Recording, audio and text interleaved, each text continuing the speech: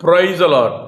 ஆண்டவரும் அருமை இரட்சகருமாகிய இயேசு கிறிஸ்துவின் நாமத்தில் நான் உங்களை வாழ்த்துகிறேன். மறுபடியுமாக கர்த்தருடைய பரிசுத்தமுள்ள சன்னிதானத்திலிருந்து கர்த்தருடைய பரிசுத்தமான வார்த்தைகள் மூலமாய் உங்களை சந்திப்பது மிகுந்த மகிழ்ச்சி. ஆண்டவருடைய பெரிதான கிருபையினால நாம் தொடர்ந்து சத்திய வசனங்களை ஆராய்ந்து அறியும்படி ஆண்டவர் நமக்கு கிருபை பாராட்டி வருகிறார். ஆண்டவருடைய கிருபையினால இந்த வாரம் முழுவதும் நாம் தொடர்ந்து தியானித்து வருகிற காரியம் மக்கேதோனியர்கள் என்கிற தலைப்பிலே மக்கதோனியா தேசத்தில் இருந்த சபைகள் ஆண்டவருக்குள் எப்படி இருந்தது, அப்போஸ்தலனாகிய பவுலுக்கு எவ்வாறு அவங்க உதவியாக இருந்தார்கள் என்பதை வேத வசனத்தின் அடிப்படையில் பார்த்து கொண்டு வருகிறோம்.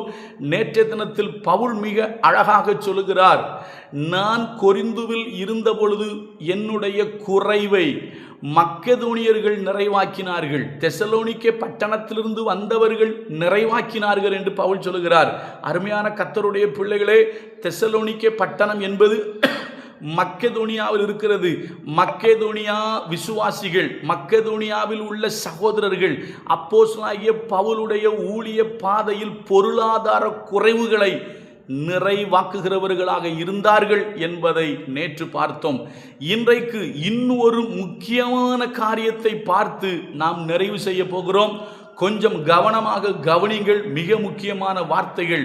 ஒரு திருச்சபை எப்படி இருக்க வேண்டுமோ, ஒரு திருச்சபை எப்படி தேவனுக்கு முன்பாக இருக்க வேண்டுமோ அப்படியாக காணப்பட்டது இந்த மக்கதோனியா தேசத்தில் உள்ள தெசலோனிக்கே திருச்சபை. வாசிக்கிறேன் பாருங்க. 1 தெசலோனிக்கேயர் 1வது அதிகாரத்தில் கிட்டத்தட்ட 4 காரியங்கள் அந்த திருச்சபையில் காணப்பட்டது. தெசலோனிக்கே திருச்சபையில் காணப்பட்டது என்றால் என்ன அர்த்தம்? தெசலோனிக்கே எங்கே இருக்கிறது? மக்கேதோனியாவில் இருக்கிறது. இந்த தெசலோனிக்கே திருச்சபையில் இருந்தவர்கள் யார் தெரியுமா? மக்கேதோனியர்கள். இவர்களையும் சேர்த்துதான் அப்போஸ்தலனாகிய பவுல் மக்கேதோனியர்கள் என்று சொல்லுகிறார்.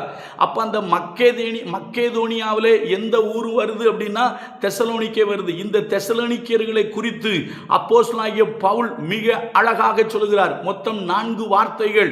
தயவு செய்து நான் கொஞ்சம் வேகமாக சொல்லுகிறேன், வார்த்தைகளை மாத்திரம் சொல்லுகிறேன், நீங்கள் அதை வாசிக்கும்படி அன்பாய் கேட்கிறேன்.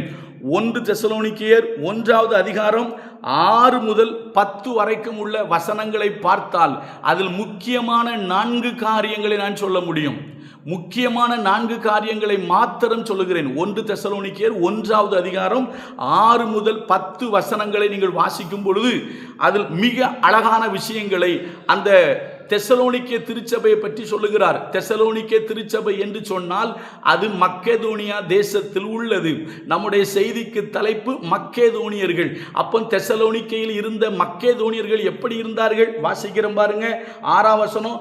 நீங்கள் மிகுந்த உபத்திரவத்திலே பரிசுத்த ஆவியின் சந்தோஷத்தோடு திருவசனத்தை ஏற்றுக்கொண்டு எங்களையும் கர்த்தரையும் பின்பற்றுகிறவர்களாகி. இந்த ஒரு வசனத்தையே ரொம்ப நேரம் பேசணும். அழகான வார்த்தை. நீங்க, அந்த வார்த்தை வரைக்கும் எப்படி? நீங்கள் மிகுந்த உபத்திரவத்திலே பரிசுத்தாவின் சந்தோஷத்தோடு திருவசனத்தை ஏற்றுக்கொண்டு எங்களையும் கர்த்தரையும் பின்பற்றுகிறவர்களாகி. அப்போ அருமையான கர்த்தருடைய பிள்ளைகளே, மக்கதோனியா தேசத்து தெசலோனிக்கே சபை எப்படி தெரியுமா இருக்கு? மிகுந்த உபத்திரவம் இருக்கு. ஆனா அந்த மிகுந்த உபத்திரவத்திலையும் பரிசுத்த ஆவியின் சந்தோஷத்தோடு வசனத்தை ஏற்றுக்கொண்டார்கள். இன்னைக்கு மிகுந்த உபத்திரவத்தில் இருக்கிறவங்க கிட்ட போய் நம்ம வசனத்தை சொன்னோம் அப்படின்னா அவங்க சொல்லுவாங்க, உங்களுக்கு என்ன, நீங்கள் வசனத்தை சொல்லுவீங்க, கஷ்டம் எங்களுக்கு தானே வருது, வந்தாதானே தெரியும், பட்டாதானே தெரியும், தலைவலியும் காய்ச்சலும் தனக்கு வந்தாதான தெரியும்னு சொல்லி நம்ம சொல்லுவோம். ஆனால் தெசலோனிக்கே திருச்சபை மக்கதோனியா மக்கள் சொல்லுகிறார்கள், அவர்கள் மிகுந்த உபத்திரவத்தில் இருந்தாலும் பரிசுத்தாவின் சந்தோஷத்தோடு வசனத்தை ஏற்றுக்கொண்டார்கள். வசனத்தை ஏற்றுக்கொண்டது மாத்திரமல்ல, ஊழியனையும் பின்பற்றுகிறார்கள், கர்த்தரையும் பின்பற்றுகிறார்கள். எந்த சூழ்நிலையில? மிகுந்த உபத்திரவத்தில். 2வது சொல்றேன் பாருங்க. அடுத்த வசனத்தில் போட்டிருக்கு, இவ்விதமாய் மக்கதோனியாவிலும் அகாயாவிலும் உள்ள விசுவாசிகள் யாவருக்கும் மாதிரியானீர்கள். ஐயா, மற்றவர்களுக்கு மாதிரியாக முன்மாதிரியான ஒரு சபையாக இருந்தது தெசலோனிக்கே சபை, மக்கெதோனியர்கள். அப்ப ரெண்டாவது காரியம் சொல்றேன், மக்கெதோனியா தேசத்தில் உள்ளவர்கள், அதிலும் குறிப்பாக தெசலோனிக்கே திருச்சபை மற்ற திருச்சபைகளுக்கு ஒரு முன்மாதிரியான திருச்சபை. தேவ பிள்ளைகளே, இன்றைக்கு கிறிஸ்தவ வாழ்க்கையில நீங்களும் நானும் மற்றவர்களுக்கு முன்மாதிரியாக இருக்கணும். அப்போஸ்தலனாகிய பவுல் இந்த பட்டணத்து ஜனங்களுக்கு சொல்லுகிறார், நீங்கள் மற்றவர்களுக்கு மாதிரியானீர்கள். இப்படிதானங்க சபை இருக்கணும். சபை மற்றவங்களுக்கு முன்மாதிரியா இருக்கணுங்க, மாதிரியா இருக்கணும், மாடலா இருக்கணும். அதானங்க ஆண்டவர் விரும்புகிறார். இந்த சபையை பாருங்க, மிகுந்த உபத்திரவத்திலையும் வசனத்தை சந்தோஷமா ஏத்துக்கிட்டாங்களாம். மிகுந்த உபத்திரவத்தில் கர்த்தரையும் பின்பற்றுறாங்க, ஊழியக்காரனையும் பின்பற்றுறாங்க. அடுத்தது மற்றவர்களுக்கு அவங்க மாதிரிகளா இருந்தாங்கன்னு போட்டிருக்கு. அடுத்த வார்த்தை போட்டிருக்கு, அது ரொம்ப முக்கியமான வசனங்க. நான் பாதி படிக்கிறேன் பாருங்களா. 1 தெசலோனிக்கேயர் 1:8 போட்டிருக்கு, கர்த்தருடைய வசனம் மக்கெதோனியாவிலும் அகாயாவிலே தொனித்ததும் அல்லாமல் நாங்கள் அதை குறித்து ஒன்றும் சொல்ல வேண்டியதா இராதபடிக்கு. யாரு? நாங்க சொல்ல வேண்டியதாவே இல்லை. யார் சொல்ல வேண்டியது இல்லை? ஊழியக்காரங்க போய் மற்றவங்க கிட்ட போய் ஆண்டவரை பத்தி சொல்ல வேண்டியதே இல்லையா. ஏன்னா அந்த அளவுக்கு இவங்களுடைய விசுவாசம் மற்ற பக்கம்லாம் பிரசித்தமாயிட்டுன்னு போட்டிருக்கு.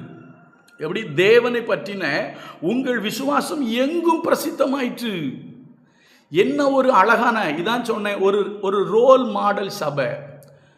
தெசலோனிக்கே சபை ஒரு ரோல் மாடல் சபை. தெசலோனிக்கே சபை எங்க இருக்கு? மக்கெதோனியாவில் இருக்கு. அப்போஸ்தலனாகிய பவுல் இந்த திருச்சபையை குறித்து மற்றவர்களுக்கு இப்படி சொல்றார், இந்த சபை இப்படி இருக்குங்க. யோசிச்சு பாருங்க, அந்த ஊருக்குமே சொல்றாரு, உங்க சபை மாதிரியா இருக்கு. உங்க சபையை பொறுத்த வரைக்கும் உங்க ஊர்ல நாங்க இயேசு கிறிஸ்துவை பற்றி மற்றவங்களுக்கு சொல்றதுக்கு எதுவுமே இல்லை, எல்லாத்தையும் நீங்களே சொல்லிட்டீங்க. உங்க விசுவாசம் எங்கும் பிரசித்தமாயிற்று. அடுத்த ஒரு காரியம் சொல்றேன், 9ஆம் வசனத்துல போட்டிருக்கு, நீங்கள் விக்கிரகத்தை விட்டு, அதாவது ஜீவனுள்ள மெய்யான தேவனுக்கு ஊழியம் செய்வதற்கு நீங்கள் விக்கிரகங்களை விட்டு தேவனிடத்திற்கு மனம் திரும்பிட்டீங்க. தேவனிடத்தில் என்ன பண்ணியிருக்காங்க? மனம் திரும்பி இருக்காங்க. தேவனுக்கு ஊழியம் செய்யறதுக்காக, ஜீவனுள்ள தேவனுக்கு ஊழியம் செய்யறதுக்கு விக்கிரகங்களை விட்டு தேவன் பக்கம் மனம் திரும்பிட்டாங்க. அடுத்த ஒரு வார்த்தை ரொம்ப அழகா இருக்கு, அவருடைய குமாரனாகிய இயேசு பரலோகத்தில் இருந்து வருவதை நீங்கள் எதிர்பார்த்து கொண்டிருக்கிறதையும் அறிவிக்கிறாங்களே. எங்க இத்தனை காரியங்கள் தெசலோனிக்கே திருச்சபையில் இருக்கிறது என்று பவுல் தன்னுடைய நிருபத்தில் எழுதுகிறார். அந்த திருச்சபையை குறித்து அவர் எழுதுகிறார். அப்போ அந்த தெசலோனிக்கே திருச்சபை எங்க இருக்கு? மக்கெதோனியாவில் தான் இருக்கு. அப்ப நான் வரிசையா வேகமா சொல்றேன் பாருங்களா. முதலாவது அந்த திருச்சபையை பற்றி சொல்றாரு, நீங்க மிகுந்த உபத்திரவம் உங்களுக்கு வந்தாலும் நீங்க கர்த்தருடைய வசனத்தை சந்தோஷமா ஏற்றுக்கொண்டு ஆண்டவரையும் பின்பற்றினீங்க, ஊழியத்துக்காரனையும் பின்பற்றினீங்க. ரெண்டாவது சொல்றாரு, நீங்க மற்றவர்களுக்கு மாதிரிகளா மாறினீங்க. இதாங்க சபை, அப்படிதாங்க இருக்கணும். மற்றவங்களுக்கு மாதிரிகளா, ரோல் மாடலா, முன்மாதிரியா சபை இருக்கணும், ஊழியக்காரன் இருக்கணும், விசுவாசி இருக்கணும். அப்படிதாங்க இந்த தெசலோனிக்கே சபை இருக்கு. மக்கெதோனியா தேசத்தில் உள்ள தெசலோனிக்கே சபை அப்படிதான் இருந்திருக்கு. அடுத்தது போட்டிருக்கு, நாங்க வசனத்தை பத்தி எங்கேயும் சொல்ல வேண்டியதில்லை, உங்க விசுவாசம் எல்லா இடமும் பிரசித்தமாயிற்று. இவர்களை குறித்து மற்ற இடங்களுக்குள்ள பிரசித்தமாயிட்டு இருக்கு. இந்த ஊருக்காரங்க இப்படி இருக்காங்களாம், அப்ப ஆண்டவருக்குள்ள இப்படி இருக்காங்களே. ஊழியக்காரன் ஒன்றும் சொல்றதுக்கு எதுவுமே இல்லை, ஜனங்களுடைய வாழ்க்கையை அங்க சாட்சியா மாறிட்டு. சரியா? நாலாவது பாருங்க, இங்க போட்டிருக்கு, அருமையான தேவ பிள்ளைகள் ரொம்ப அழகா இருக்கு. எப்படி தெரியுமா இருக்கு? நீங்க என்ன பண்ணிருக்கீங்கன்னா, ஜீவனுள்ள தேவனுக்கு ஊழியம் செய்யறதுக்கு விக்கிரகத்தை விட்டு நீங்க மனம் திரும்பிட்டீங்க. விக்கிரகத்தை விட்டு என்ன பண்ணாங்க? மனம் திரும்பி இருக்காங்க. அப்ப அந்த திருச்சபை மக்கள்கிட்ட ஒரு உண்மையான மனம் திரும்புதல் இருக்கு. கடைசி வார்த்தை என்ன தெரியுமா?